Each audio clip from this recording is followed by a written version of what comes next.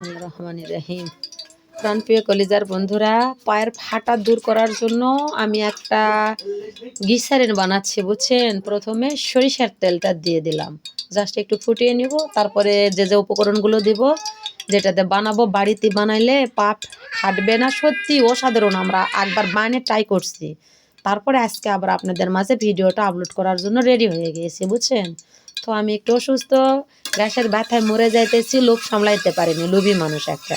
বলতে গেলে কি লোভী জানেন, কদবেল খাইছে আমার মেয়ে, বারবার করে মানা করছে, আম্মু খাইন না, আপনার কিন্তু সইবে না, সহ্য হইবে না। কিন্তু আমার নজরে অসহ্যত্ব পড়েছে, লোভী, লোভ সামলাইতে পারিনি।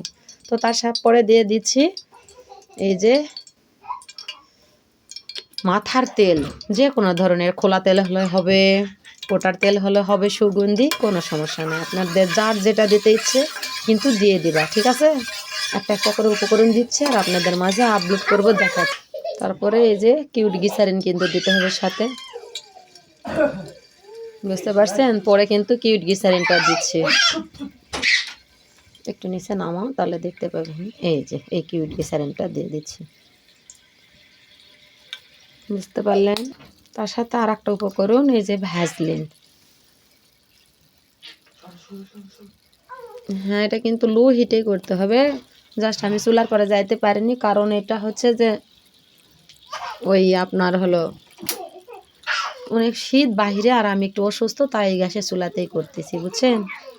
এরকম করে ভ্যাসলিনটাও দিয়ে দিবেন সাথে। ভ্যাসলিন, যে কোনো ভ্যাসলিন বলতে, ভ্যাসলিন তো বোঝেনি,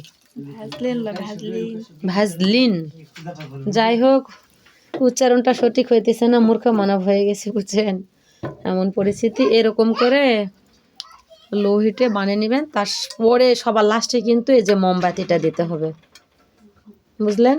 এই যে মোমবাতিটা একটু হাতে করে নিচ্ছেন, আমি দেখাও না মা, এই যে এই মোমবাতিটা দিতে হবে, বুঝতে পারছেন।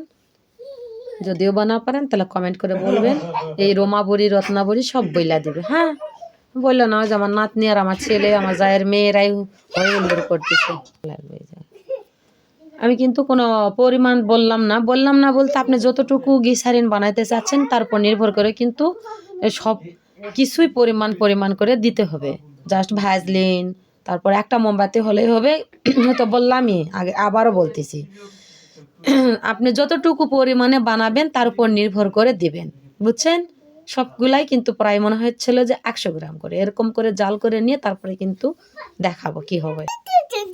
এই যে এইভাবে কিন্তু হয়ে গিয়েছে, আমরা ঢেলে নিচ্ছি মাটির পাত্রে। তুমি দেখা পাচ্ছ না, তোমাকে দেখতে হবে না নানিমুনি।